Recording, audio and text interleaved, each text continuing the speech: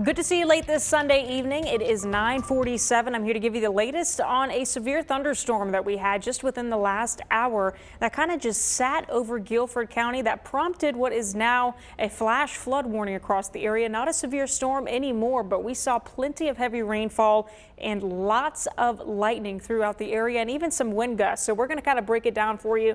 I do have my computer set up with you to kind of show you where the storm is, what it has done, and kind of where it is going. The good news is that it is starting to dissipate across the area, but this is the last 3 hours across the area. We've been seeing some isolated pop-up storms kind of dump a lot in a very short amount of time, trying to develop, and in some areas also fizzling out, like these storms that you can see here towards South Carolina, kind of moving south toward Charleston. We're going to zoom in right now on this warning that I can see right now in the Triad, primarily in Guilford County was where this severe thunderstorm warning is, really over the heart of Greensboro. I'm going to show you the last 30 minutes or so. Actually, let's loop it for the last hour. And that's really when we saw this storm kind of spike up and sit in and across Greensboro, portions just north of Pleasant Garden. Lots of cloud to ground lightning. There was even a little bit of hail within this storm as well, which we'll talk about more in just a moment. Let's play this out all the way until current time. You can see within the last hour or so, the storm has started to dissipate, still seeing some higher amounts of reflectivity, indicating higher rain rates here just south of Pleasant Garden.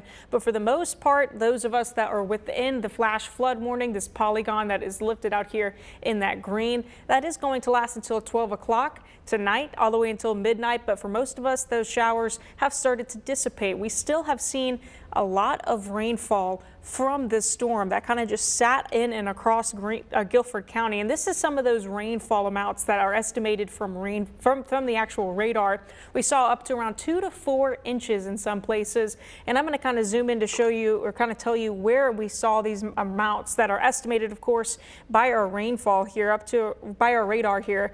This is Westgate City Boulevard. This is West Wendover Avenue. Going to kind of zoom in and show you the higher amounts. Latham Town receiving between 2 to 4 inches. Pomona. Also, this is on Spring Garden Street, South Holden Road, Pinecroft Road, also Freeman Mill Road. If you hear me calling out your road, that means you received a lot of rainfall. You're still within that flash flood warning for right now. I would exercise caution and stay home if you can. If you have to go out, please look for ponding alongside the roads. Make sure you don't hydroplane. Take it nice and slow. Other places, you know, within this bubble that saw a lot of rainfall, right along West Florida Street, Coliseum Boulevard, right over there. Also, Randleman Road and East Florida Street also saw a lot of rainfall as well. So we've been watching this storm kind of continue to develop, and you know, other parts within this storm kind of made for clusters. So there were some other areas receiving up to around 2 inches here in just northeast portions and southeast portions of Guilford County. But this is really where the bulk of that rainfall kind of fell. I'm going to show you what hail kind of looked like within this storm with some of our hail tracks just within the last little bit. This is where we saw really the highest amount. This is right along Bryan Boulevard, if you know where that is. I'm going to pull up and see if I can have it show me specific amounts for what that hail could look like. Usually when we have that darker blue, it shows hail up to around 1 inch in diameter.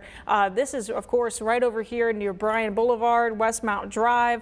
This is near Downing Street off of 220, Whitehurst Road, and also Brookcliff Drive, where we're seeing kind of these higher amounts versus up to around 1/4 of an inch or so for hail sizes just outside that, right along Pisgah Church Road.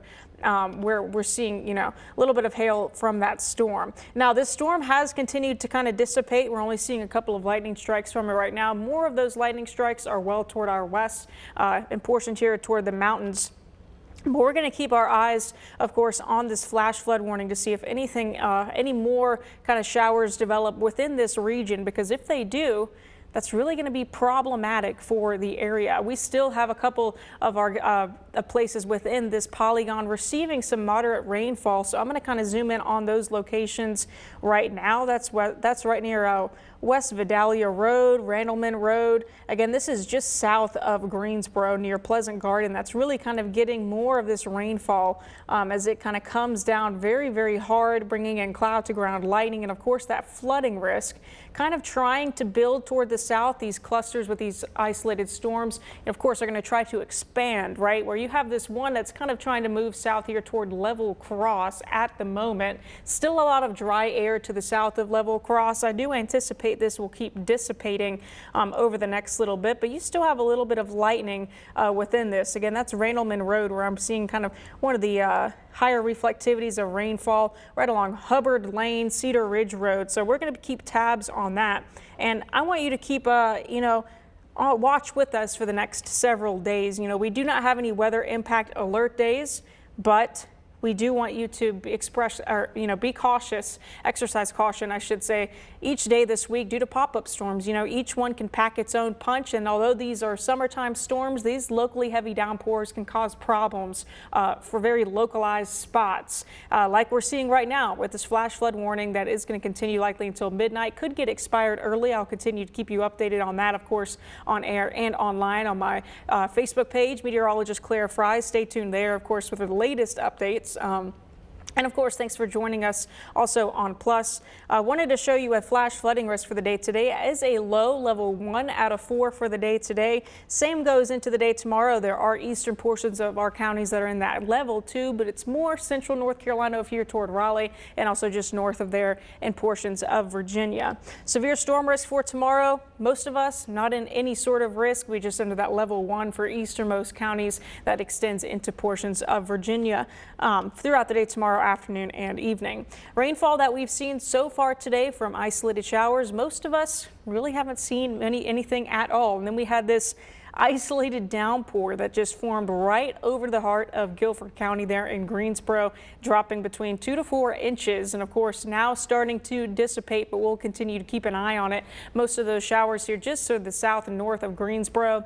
Burlington right now, a little over 1/4 of an inch. Siler City under 1/2 an inch right now at 0.4 inches. Again, these storms are very isolated. It's very hard to tell exactly where they're going to pop up, but we do know that we have the environment for pop-up storms heading into the new week. So we have that heat, we have the humidity, and of course we have that kind of upper level disturbance that can help kind of initiate any of these showers and storms and get them going. Here's a look at the high-res futurecast into the night tonight. Again, isolated shower or storm going to be possible throughout the overnight hours, but don't have to worry about anything severe, at least throughout the overnight hours.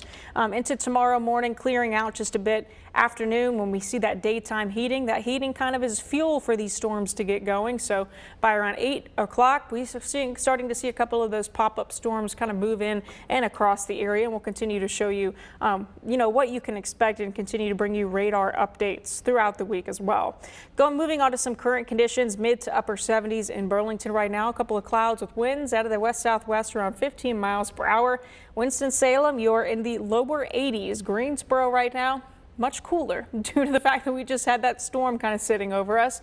That is the good news with storms. It's a pro for sure that we kind of get cooled off. Current temperatures across the region mainly in the 70s.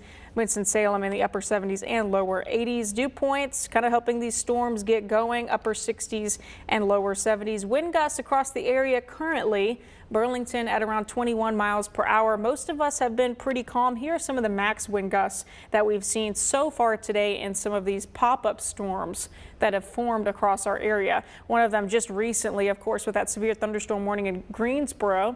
We did have a 33-mile-per-hour gust, nothing like the microburst that we had just last night that brought the 62-mile-per-hour wind, but it is still pretty strong within these storms. 36 in Siler City, 17 in Asheboro, 25 in Mount Airy. Then over here in Wilkesboro, almost equivalent to that Guilford County storm at 32 miles per hour for a wind gust. So that's something to also keep in mind. It's not just the flash flooding risk that comes with these downpours, but it's also the damaging wind. You want to make sure you secure outdoor loose items as best as you can. And I'm going to tell you that going forward into the new week, as we start to see more pop-up storms and they become more widely scattered into the new week, that's something that we are going to want to make sure that you are doing.